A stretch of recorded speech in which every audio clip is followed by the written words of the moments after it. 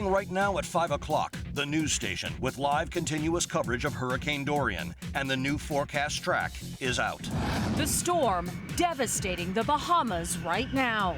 Anybody in the United States that have any kind of help and they can go with their boat or something and help the Bahamian people, please. We're talking storm surge, strong winds, and heavy rain.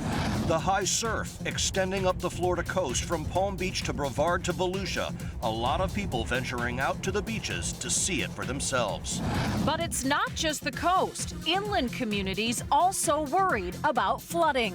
Live team coverage of Dorian at Florida's front door. And breaking news tonight, Orlando International Airport is closing in 9 hours. They will shut down at 2 a.m.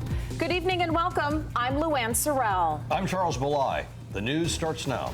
Live from the news station, Fox 35 News at 5 starts now. Breaking right now, the new 5 o'clock advisory for Hurricane Dorian is out. Let's get right over to the chief meteorologist, Glenn Richards. Glenn. Yeah, nothing but good news here when it comes to the track now and the brand new information out from the Hurricane Center. Take a look at the satellite picture again, showing the center of circulation right at the very end. It is going due north, even a little, it seems like a little jog northeast. That's huge because, again, based on the current forecast track for it to be about 70 miles offshore, it needs to be moving more north-northwest. It's not. It's moving due north and a little bit north and east. That would take it a little bit farther away from Central Florida as we go through time, which again is great news. Take a look at the visible satellite imagery again, showing the center very vivid right here. Still a powerful hurricane, no doubt about it. But as Brooks has been talking about, the winds really only extend out to, at least the real strong winds, up to like 50, 55 sustained, only about 40, 45 miles to the west of the center. And again, it looks like the center is going to be at least 70, but now we're going to push it up to about 80 to 90 miles offshore. Doesn't sound like much, but that makes a huge difference. Right now, the movement is stationary. This is brand new from the Hurricane Center. The winds 145 miles per hour. Again, the brand new forecast track shows that as we get into tomorrow afternoon at 2 p.m., winds will be down to 125. Still is a major hurricane, Category 3. Wednesday at 2 a.m., again, it's going to be sitting basically just due east of the Cape, so a little bit slower, so that's important. So again, we're going to keep the wind strong through Tuesday and even through a good part of the night on Wednesday up until about noon or so on Wednesday afternoon. Then as we get into the latter part again of Wednesday at 2 p.m., that's when it starts to really accelerate. But look at this, the 70 miles, haven't had time to change it yet, but it is farther offshore. In the back, just before this graphic came through, we were doing some measurements. Looks like it's about 80 to 90 miles offshore. So again, the trend is fantastic for us. Again, showing again that gradual nudge and move to the north and then maybe even north and east. The steering flow, you can see the winds right there helping to steer the system along. Here are your warnings right now. The hurricane warnings have been extended now farther north. It does include Flagler County and St. Johns County. And again, coastal areas down to the south through Brevard and also, of course, through Volusia and Indian River County. Inland locations now, all tropical storm warnings now, including eastern Marion County, also up towards Putnam County, and farther up to the north, also Lake County, Seminole County, Metro Orlando, and Osceola County. Let's talk about the winds. Right now, winds are blowing in out of the northeast at about 15 to 22 miles per hour. And let's take a look at the forecast now. Again, these numbers are going to be constantly changing as new data comes in every few hours. Again, so this is the forecast. So this would be for your sustained wind. So at about 3 a.m., and this is the reason why the airport is shutting down overnight tonight, because as we get into the overnight hours, your winds sustained will be blowing around 20, maybe 22 miles per hour in and around Orlando and extending out to the airport, 24 in Titusville, about 30 over in Melbourne. Notice, though, the hurricane force winds and the tropical storm force, the sustained, still offshore, even as we get into 8 a.m. tomorrow. So 22 sustained in Daytona, 17 out in Ocala, Lake County, and Sumter County. You'll have a wind of about 19 miles per hour sustained. But remember now, the gusts go higher, and a lot of times that's what produces some of the damage, of course. You'll get these gusts all of a sudden. You're sitting at 20, 25. Doesn't sound like much, but it's a pretty good steady state wind. And then all of a sudden you'll get this band that comes through, and all of a sudden your gusts are going to amp up to about 40, 45, 50, 55 55 miles per hour. So by noon tomorrow, that is when some of the strongest winds will begin. So tomorrow morning, windy. By noon tomorrow, especially along the coastline, look at Melbourne. You'll have a sustained wind of about 40 miles per hour, 43 as we head towards 5 p.m.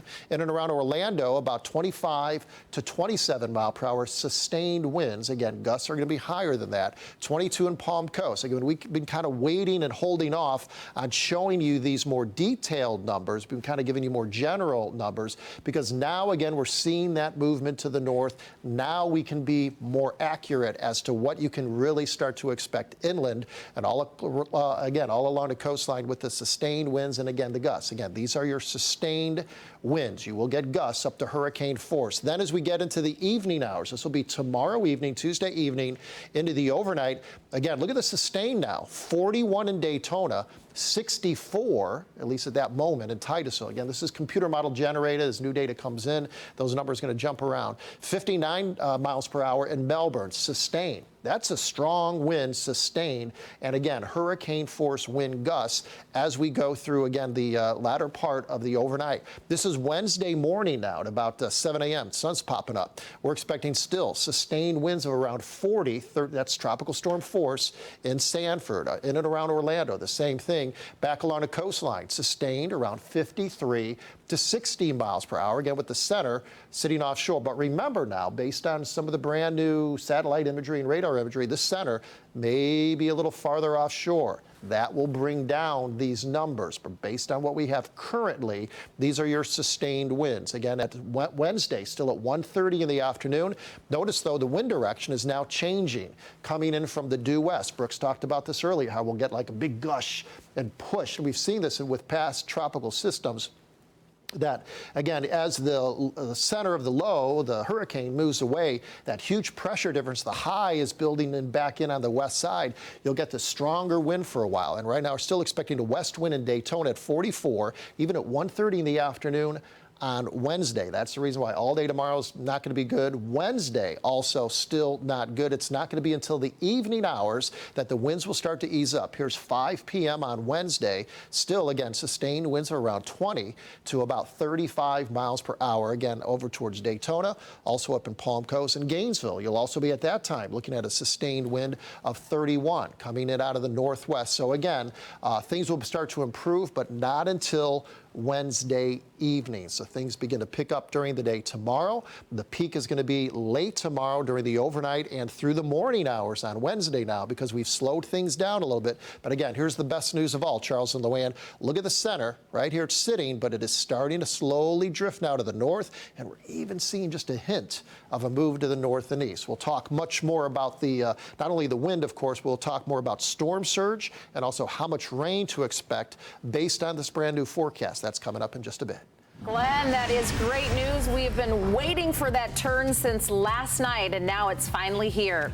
Well, Hurricane Dorian slamming the Bahamas right now. The powerful storm hovering over the islands since yesterday. You can see in this video here how high the water is rising. The hurricane hunter is flying through the storm, and look at all the lightning.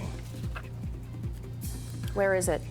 It flashed real quick. I missed it. I looked down and I missed it. You did. Well, back on the ground, look at the strong wind and rain in the Bahamas.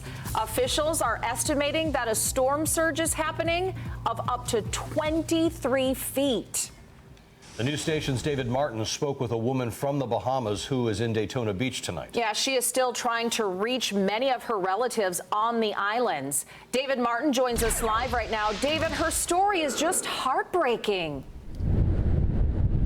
It really is, given the fact that, Luann, we've been having a Chamber of Commerce afternoon here in Daytona Beach. I mean, some wind, sure, but the sun's beautiful, the water temperature's nice, and even though you're not supposed to go into the ocean, there have been people all afternoon challenging the surf, no question about it. But it's hard to believe that I'm standing right here in Daytona Beach, Florida, 150 miles that direction. It's a living nightmare. We met Sandra Davis, who came up to us this afternoon and says, I can't get a hold of so many of my friends and my family. So we put her on TV this afternoon to talk through our channel on a live stream to get the word out to the Bahamas. Hey, if any of you know Sandra's friends and family, please go on Facebook, go on social media, put a flag that I'm okay. Take a listen to what she said this afternoon. It's nerve-wracking when you can't find or hear from your loved ones and you see the water raising. My sister is in a 2-story building in Queens Cove with about 8 more persons, and there's no way. The only way they could reach them right now is either by boat or jet skis or something like that. So I plead with my people laws, with those phones, that you guys would use it wisely, get on it and repost, keep on reposting, so the right authority could get the phone numbers and the Defense Force people can get the address and pictures of where to go to before it's too late. Please, I beg, I repeat, please, anybody in the United States that have any kind of help and they can go with their boat or something and help the Bahamian people, please, please go and help us. So harrowing indeed, and I can hear it in her voice. She's just keep fighting back tears all afternoon. Interesting note, she said a lot of the folks in the Bahamas, they don't know how to swim. So when that water does come into their house, as it's rising, even in the 2nd story, what do? Right? They got to climb through the ceiling, she says, onto the roof and hope for some kind of rescue. I just can't imagine what life is like down there, Luann. Can you? David, she just has to be sick with worry right now, but I'd really be surprised if rescue crews could even get out right now, because Dorian has been sitting over the islands for at least 24 hours. And as you said, some of the water is up to the 2nd story. Right, and anybody who might be able to rescue her from the States, we're dealing with our own uncertainty with the storm along the coast, so they're getting ready for the impact on the States. I think the folks in the Bahamas are going to have to rely on local help to get them out of that situation as best they can, but it's going to be, I just can't imagine the recovery efforts for the islands down there. It's going to be years now, years. Awful. They are just devastated. It looks much worse than what even Puerto Rico was. So our hearts and our thoughts and our prayers are with the Bahamas tonight. Hopefully Dorian will move away from them very soon. All right, David, thank you, sir. Indeed. All right, it certainly doesn't look like that in Delray Beach. This is a piece of video we just brought in. You see some winds and a couple of big waves. A full report from Palm Beach County is coming up later in the hour. And big waves and strong winds also along the coast in Brevard. And some people are ignoring the evacuation orders to check it out. The news station's Mike Magnoli reports. Good afternoon, everybody. For the past couple of hours in the Melbourne area of Brevard County, we've had these on-again, off-again rain squalls. Feels like somebody's flipping a light switch on and off up there, and you get beat down with rain, and then it clears up again. Right now, we're at the Pineda Point Marina. Come with me this way. I want to show you a couple of things that have been happening here over the past few days. This boat didn't make it into the structure, so the owners came up with this. This is on industrial strength styrofoam blocks. I've never seen it before, but they say it will hold up during the storm. Now over here, the structure where most of the boats are, full house. This can sustain winds up to 120 miles per hour. And I've been talking with management here at the marina. It's a family business.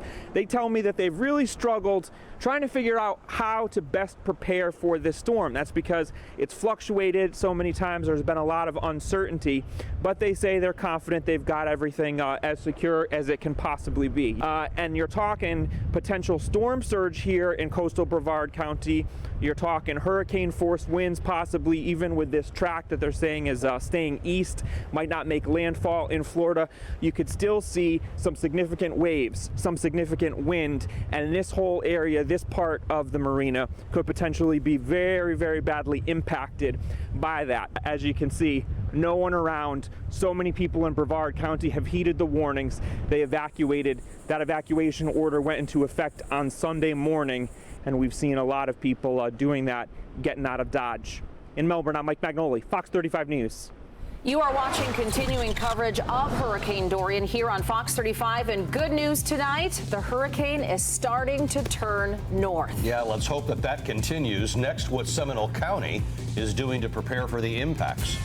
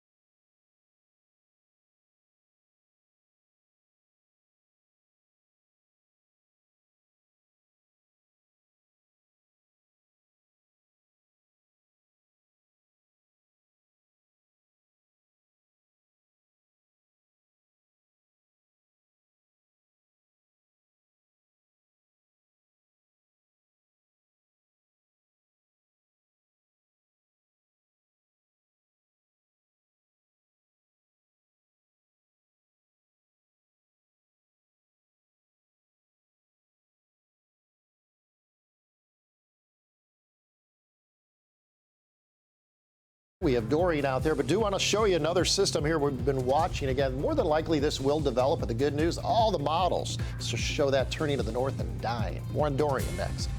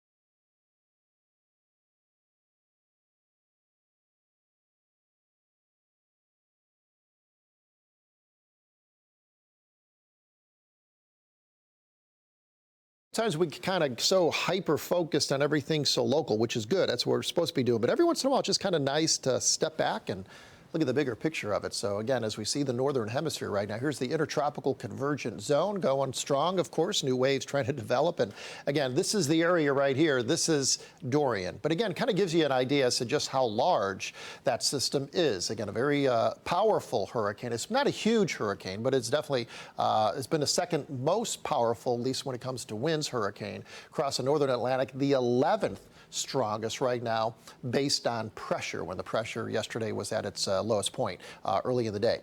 Here again is a vivid look again showing how we are again just on the western edge. The good news here for us is that we're starting to see at least the form of the system changing a little bit of Dorian. So again, the western edge is getting pinched a little bit. A little bit of dry air is actually being pulled into it right now. And up to the north, it doesn't seem like much, but we're starting to see a little bit more of a northerly push, even as you look at the eye, north-northeast. Now, there's some wobbles in there, so you can't kind of buy in too much for one or two frames. I've been suckered into that in the past. But again, right now what we're seeing is that the center overall is moving north.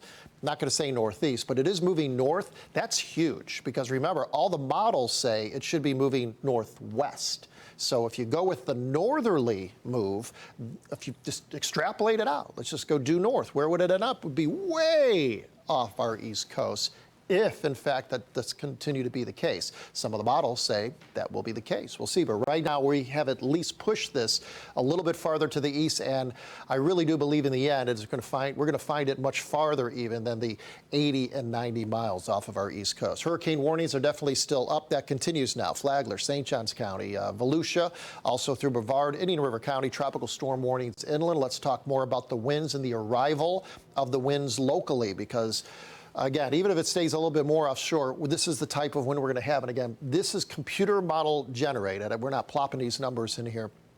Up to this point, we've been putting the numbers in based on everything we've been seeing.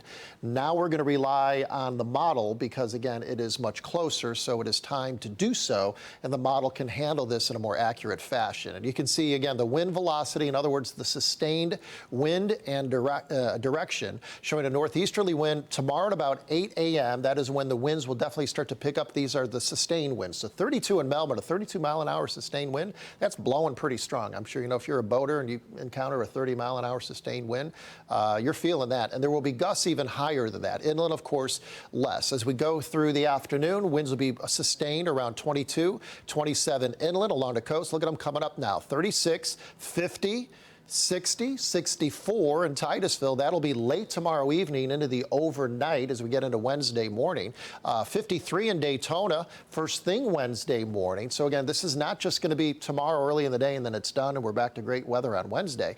This is Wednesday afternoon, 2 p.m. Still a 46-mile-an-hour sustained wind in Palm Coast. Winds start to come down as we head towards the evening. So again, Dorian is doing exactly what we were hoping. First, it stalled, it stuck because the high pressure center to the north died, so it didn't have anything to steer it any longer. Now it's beginning to make its move, and it looks like it's going to be moving north as opposed to northwest. Look at the models now. They've all shifted even a little bit more. So again, showing more of a movement, and they're still being generous with showing a little bit of a northwest movement. But again, look at the center. Lately, if you were to extrapolate that out, it would be more like this model, way out here. So that is a possibility. Live radar right now, still blowing the showers, and we're getting some reports of some wind gusts already, getting up to, as I mentioned, 35, 36, 37 miles an hour just a little while ago. Watch a little icon pop up there, boop, right there in Daytona. So as these showers do blow on in, just be aware they are putting out some higher wind gusts now. We just got another one reported back over at the Cape. A couple of them down around the Palm Bay area, just south of Melbourne, and also into Sebastian. So again, these showers, as they do blow ashore, expect even for this evening and overnight, especially along the coastline, for them to be blowing up to about 35 to 40 miles per hour. So Charles and Luann, some good news again with the models, with the forecast track. And again, we still do experience, we are expecting to experience hurricane force winds gusting along our coastline starting tomorrow. Glenn, thank you, sir. The Volusia County coast under a mandatory evacuation order. But tons of people have been out at the beaches today and in the water. The news station's Danielle Lama is live in New Smyrna Beach. Danielle, I guess they're not worried about this thing, huh? Not at this point. And guys, it's windy out here. I could tell you that, or I could show you. Check out these kiteboarders that are in the water. These guys are catching some serious air out here. These waves, as you can see, are huge. The wind is blowing them feet up over the ocean. We also saw some big waves today in Ponce Inlet. Check it out. A look at the power of the ocean from Ponce Inlet. Waves crashing onto the jetty, splashing over the rock, officials forced to shut it down. The rough surf and whitecaps stretching across the inlet to New Smyrna Beach. Wind and big waves, a warning of what's to come. Beachside Volusia County under a mandatory evacuation right now. Residents telling us about how they plan to ride out the storm. Well, our plans this year are to actually stay put. We have an east-northeast lie as far as our balconies, but we're 23 feet above the water level. We feel that if things kind of are starting to rock and roll in our condominium, we've got poured concrete in the hallways and the stairwells, and we'll be above the high tide and the high water mark, so we're staying. We're going to evacuate just before the causeway's closed. We're going to wait as long as we can, then we're going to go back to the mainland and stay in a condo that's really it's a fortress. Everybody that's been through any of these knows you got to you can't wait till the end. This isn't fun. This isn't a fun one. And as I mentioned before, very busy out here in New Smyrna Beach. We're right at the end of Flagler Avenue. Take a look at these crowds. There are a lot of people that are just checking out the conditions. They've got their cell phones out. And check out the parking lot here. I mean, it is almost full. We've got restaurants that are busy here on Flagler Avenue. Some people have their animals out with them. We've got a parrot here that is hanging out next to the beach. We've got some dogs getting some air before they have to be hunkered down for a little bit. So I guess the people out here right now just trying to squeeze every last bit of the outdoors that they can before Dorian gets closer. For now, I'm live in New Smyrna Beach. Danielle Lama, Fox 35 News. Danielle, thank you. You know, you and I have covered so many hurricanes in the time that we've been reporting, and it's amazing. Each time you have a storm like this, there's always the thrill seekers. Yeah, but this one's going so slow. I'm sure people are getting cabin fever. Yeah. I know the kids are off like Tuesday and Wednesday, and I'm like, what do you do with them? And this thing is moving at 1 mile an hour. Yeah, they're safe for now. Yeah. You know, they can have a good time now. It's Labor Day. Yeah, but when it starts to move closer, maybe you guys should, go in, tomorrow. Yeah. You're watching live continuing coverage of Hurricane Dorian. We'll be right back.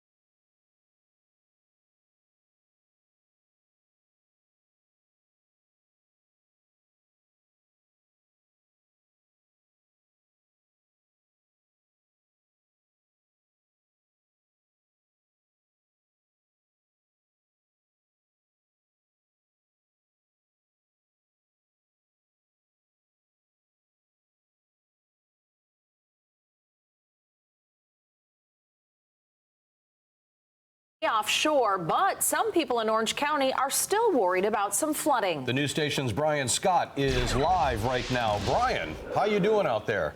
Well, and we're not doing too bad right now, but we can tell you neighbors out here worried for a good reason, and it's this big retention pond back here. Many of them still scarred in the Orla Vista neighborhood by the damage this did in the last hurricane.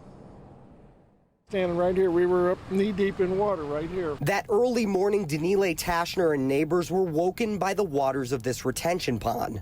Only they weren't in the pond anymore. Didn't even realize that they woke up in the morning when they stepped out of bed, they were standing in, a foot of water. Fox 35 cameras were here as neighbors had to be pulled from their homes by the National Guard. The heavy rains of Hurricane Irma overwhelmed the clogged pond and flooded these streets. Now Dorian's impact unknown, people here are boarding up, unsure what the next few days will bring. The county is taking steps, putting large pumps in this pond and moving water out ahead of the storm, showing us images from above as they try to keep things dry. Danile sees those pumps too, but can't forget all that water. Not ready to breathe easy yet. Yeah, we're kind of concerned with this. Yeah, and back out here live, we've had just in the last hour or so here several other neighbors tell us the same thing. They're very, very concerned about this situation. They're worried that even with those pumps out there, maybe the pumps aren't going often enough. Maybe the hurricane's going to hit a little bit harder here than they expect. They just don't know. They're very, very worried about flooding, though. Several of them tell us they lost nearly everything when that happened last time. We're live out here in Orla Vista. I'm Brian Scott, Fox 35 News. Brian, thank you. You are watching continuous coverage of Hurricane Dorian here on Fox 35. Next, how some of the other inland communities are preparing.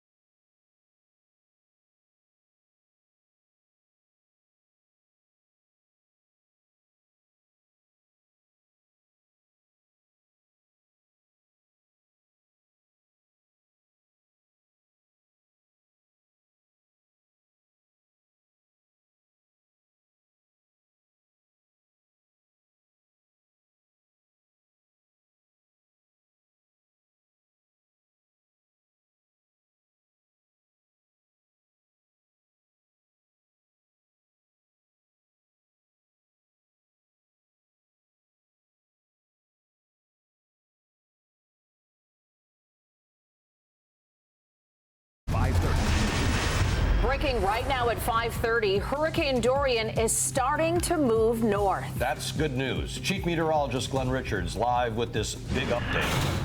Huge update. Again, the best thing we have seen all day is this slow movement now due north. So this continues. It's not just a little wobble. You see a little wobble to the northeast. We're not going to get suckered into that. But again, right now it looks like it's going due north. So that is fantastic news. Not saying that's going to continue, but if it does continue due north, it's going to keep it the center of Dorian, very far off of our east coast, well over 100 miles off of our east coast. But right now, the official forecast has pushed it a little farther out, about 80 to 90 miles off of our east coast of the northern Brevard County as we get into, it looks like, late tomorrow, early on Wednesday. This is radar again. Look at a little wobble there for a while. You kind of see a little bit of movement trying to go back to the north, and that is where the big storms are now forming. So great indication. Hurricane warnings are up. Keep your plans in place. We are going to let this system go through. Everything is shut down the next couple of 2-3 days. Hurricane warnings are up. We got tropical storm warnings inland. We're expecting hurricane force wind gusts along the coast, tropical storm gusts inland. So again, do not change anything. But this is what we are hoping to see, is that movement to the north. I want to show you live radar right now. Again, showing the showers. Bands moving through. We're getting some wind gusts already over 35 miles per hour over in Daytona. Also, several of them right now out across Brevard County. Here's a new band right now about ready to move on through as we track this area right here, Satellite Beach in Melbourne and Palm Bay. Heads up, winds will be gusting for you with this batch of rain coming in over 35 miles per hour. So it is going to turn windy. Again, some of these showers are beginning to blow on in. So Charles and Luann, much more on Dorian, much more on the local impact with the wind and rain coming up. Glenn, great news. Thank you. Well, Lake and other inland counties are worried about flooding. Let's get out to the news station's Jessica Albert. She is live tonight along the St. Johns River. Jessica. This portion of the St. Johns River in Astor is under a flood warning. The county says that the river is already at minor flood stage and is expected to flood. The people who live in this area and throughout Lake County are keeping an eye on this storm. Some of them have evacuated their homes and are staying in some of the county shelters. The St. Johns River is usually a boat-friendly place, especially on Labor Day. But this year, Hurricane Dorian threatens to cause flooding along its banks. It's going to be higher this year because our water level is already higher than it was previous hurricane. So it's nothing, no big deal. I'm prepared. I ain't worried about it. Astor in Lake County flooded 2 years ago during Hurricane Irma. Lake County leaders are warning people who live in the community to be on the watch for flooding as Hurricane Dorian moves closer to Florida. Some of the people we spoke with are not too worried about the river rising. I got boards up. I got everything picked up. Everything's done. They have their homes prepared and have lifted their boats out of the water ahead of the storm. One lady we met, who is a former trauma nurse, got extra supplies for her neighbors. I got supplies in case anyone needs water or food or anything, and I just got medical supplies for, accidents if anybody gets hit with a glass or anything like that. While some are confident, others not so much. Lake County has set up 6 shelters for people who have evacuated, people checking into them just hours after they opened. I listen to all you news people. I watch you guys all the time. I got the apps, and I listen to everything you guys said, and the weather storms freak me out. They scare me. So you plan to stay here throughout the entire storm? Definitely. And back out here on the St. Johns River, the water here is pretty high. The county has listed this area here in Lake County under a no-wake zone. Reporting live in Astor tonight, Jessica Albert, Fox 35 News. In Seminole County, they are preparing for Hurricane Dorian as well. Yeah, the news station's Vicky Carr is live at a marina in downtown Sanford. What's going on over there?